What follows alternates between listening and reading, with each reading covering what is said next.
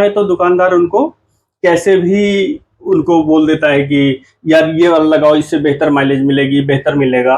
तो ये चीज कस्टमर को पता होना जरूरी है। ओके, नमस्कार दोस्तों, स्वागत है टायर टॉक्स के नए एपिसोड में।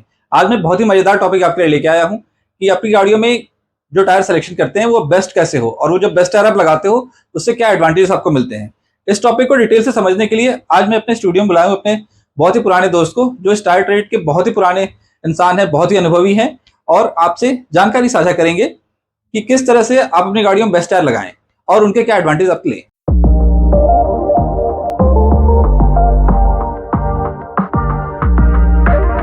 तो स्वागत करता हूं मैं सर्वेश जी का इस एपिसोड में। तो स्वागत है आपका। Thank you so much Omkar ji. Thank you, हमारे स्टूडियो में आने के लिए थैंक यू। और मैं अपने दर्शकों को ये बताना चाह रहा हूँ कि जब अपनी गाड़ियों का राइट टायर सेलेक्ट करते हैं तो उससे क्या एडवांटेज होते हैं, क्या क्या फायदा होते हैं। तो आप इतने पुराने हो, ढेर सारी जानकारी आपको है, तो अपनी जानकारी साझा करो हमारे दर्शकों को, क्योंकि मेरे पुराने वीडियोस में इतने कमेंट्स हैं, उसमें इतने सवाल पूछे गए, उसमें ये पूछा गया कि क्या फायदा है। बिल्कुल ओंकार जी, हम आपके दर्शकों को बताना चाहते हैं कि जब भी वो नया टायर डालें तो उस पर उन्हें कई सारी बातों का ध्यान रखना चाहिए, क्योंकि एक ही गाड़ी में कई सारे टायर आते हैं। अगर हम फॉर एग्जांपल के लिए आपको बताएं कि जैसे सपोज करो कोई गाड़ी है, उसमें 14 इंच के टायर लगे हैं, तो 14 इंच के जो टायर होते हैं उसमें कई सारे आते हैं। 75 65 14 आता है, 75 70 14 है, 85 65 14 है। तो अब कस्टमर के दिमाग में ये आता है कि हम कौन सा टायर डालें। हम 75 65 14, एक तो उनके पास थंब रूल होता है कि जो लगा हुआ है वही लगा लें। हाँ, कोशिश वही होती है कि जो लगा है वही लगा, जो लगा है वो लगा ले। लेकिन कभी कभी शॉपकीपर या दुकानदार या डीलर उनको बोलता है नहीं सर ये वाला हमारे पास नहीं है तो ये वाला लगा लो, वो नहीं है तो वो लगा लो।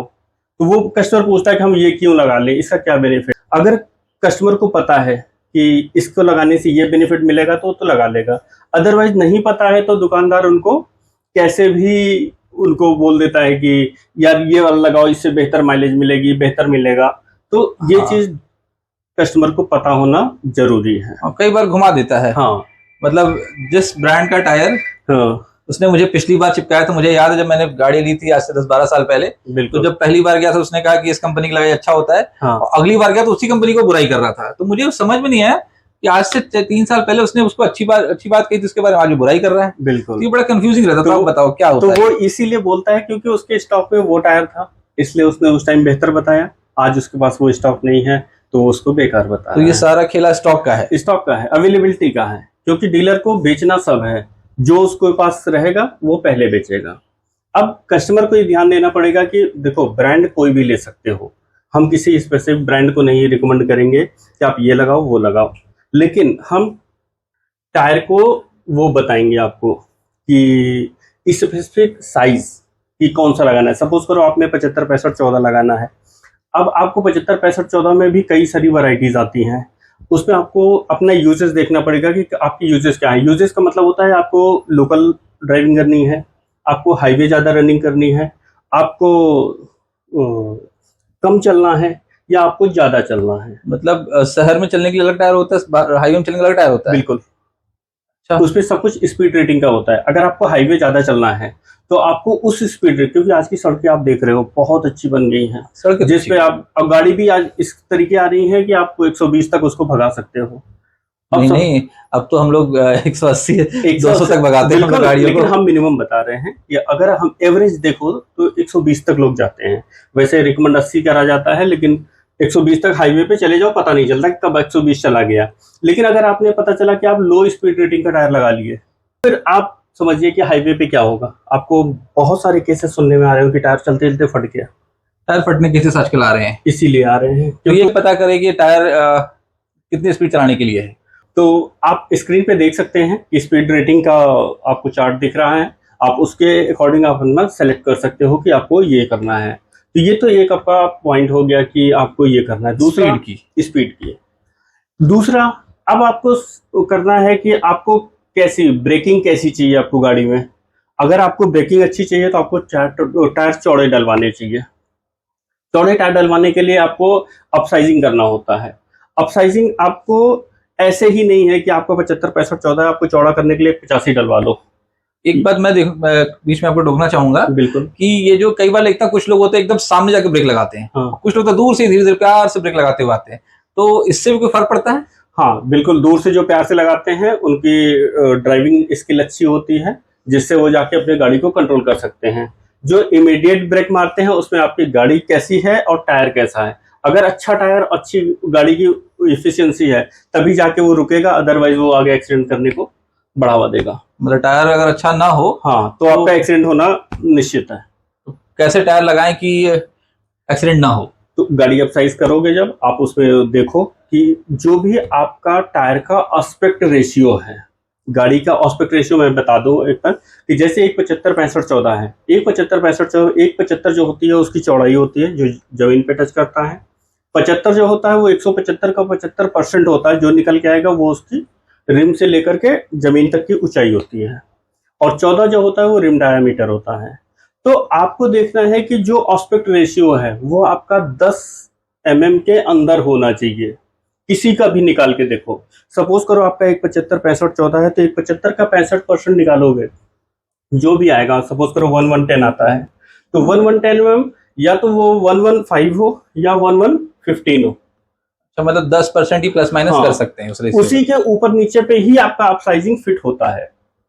ओके। अगर उससे ज्यादा होता है तो उसमें 2-3 प्रॉब्लम है। एक तो ब्रेकर पे आपका गाड़ी की बॉडी और टायर में टच करेगा, दूसरा आपको कहीं पे वो टर्निंग करने पे आपका वो लड़ेगा।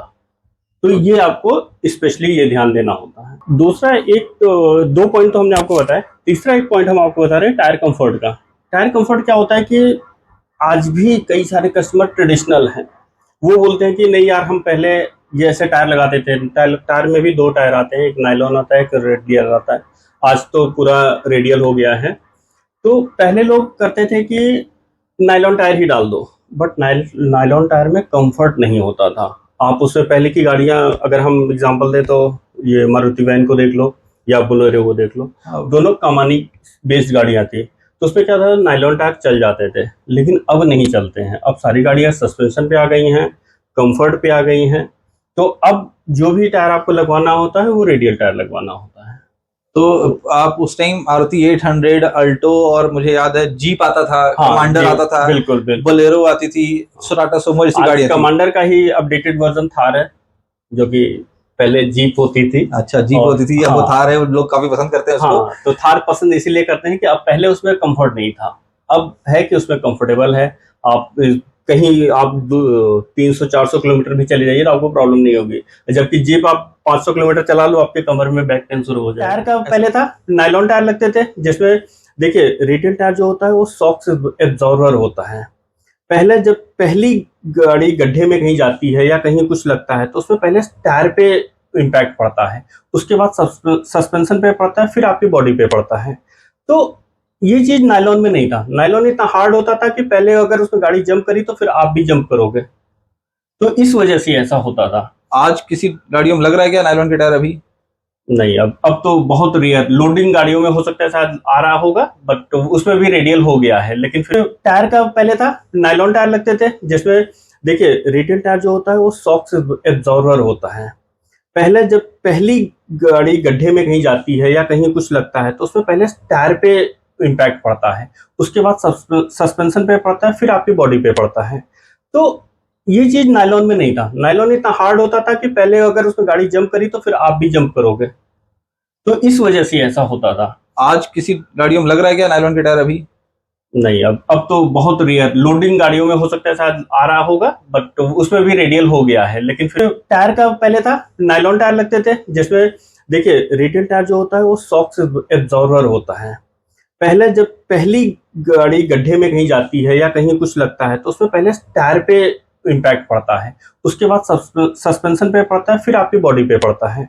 तो ये चीज नायलॉन में नहीं था। नायलॉन इतना हार्ड होता था कि पहले अगर उसमें गाड़ी जंप करी तो फिर आप भी जंप करोगे, तो इस वजह से ऐसा होता था। आज किसी गाड़ियों में लग रहा है क्या नायलॉन के टायर? अभी नहीं, अब तो बहुत रेयर लोडिंग गाड़ियों में हो सकता है शायद आ रहा होगा, बट उसमें भी रेडियल हो गया है। लेकिन फिर टायर का पहले था नायलॉन टायर लगते थे, जिसमें देखिए रेडियल टायर जो होता है वो शॉक एब्जॉर्बर होता है।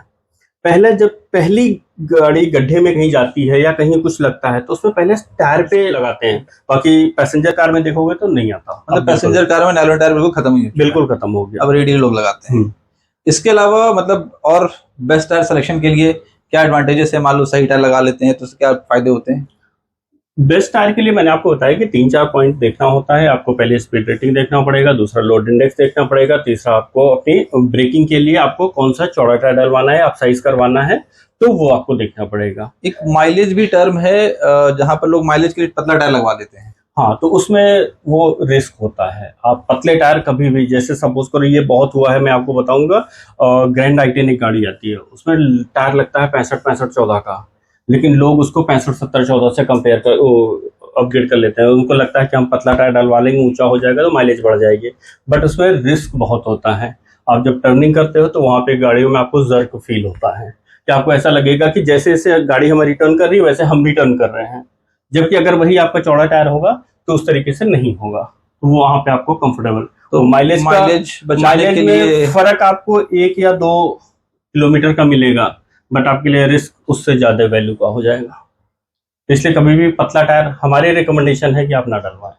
तो आपने 4 पॉइंट क्लियर किया। पहला, माइलेज के लिए आपने पतला टायर ना डलवाएं जी। टायर बहुत ज्यादा चौड़ा करने की जरूरत नहीं है, 10% का गैप ही होना चाहिए। करेक्ट। तीसरा, नायलॉन रेडियल में अब नायलॉन बिल्कुल नहीं लगता है, अब रेडियल ही लगता है। चौथा पॉइंट बताया जो ब्रेकिंग के लिए, ब्रेकिंग के लिए क्या ग्रिप अच्छी होनी चाहिए, और आप बता रहे हो टायर चौड़े टायर ज्यादा अच्छा ब्रेकिंग करते हैं। बिल्कुल। आजकल जैसे कई बार लोग देखते हैं, मैं एक्चुअली दुकान पे खड़ा था, लोग भाई पुराना टायर ढूंढ के डलवा लिए। उसने 2000 रुपए, जो टायर 6-8 हजार का था, उसने 2000 में खरीद के अपनी गाड़ी में डलवा लिया जी। तो ये क्या है कॉन्सेप्ट? दरअसल ये होता क्या है कि ये बेसिकली जो ट्रेंड है ये टैक्सी सेगमेंट का है। टैक्सी क्या होता है, टैक्सी जो ड्राइवर होते हैं वो इकोनॉमिकल देखते हैं कि यार हमें चलना कम है, अभी पैसे नहीं है, हम सेकंड हैंड डलवा लेते हैं। तो ये देखा देखी लोगों ने शुरू कर लिया कि यार सेकंड हैंड भी होता है क्या।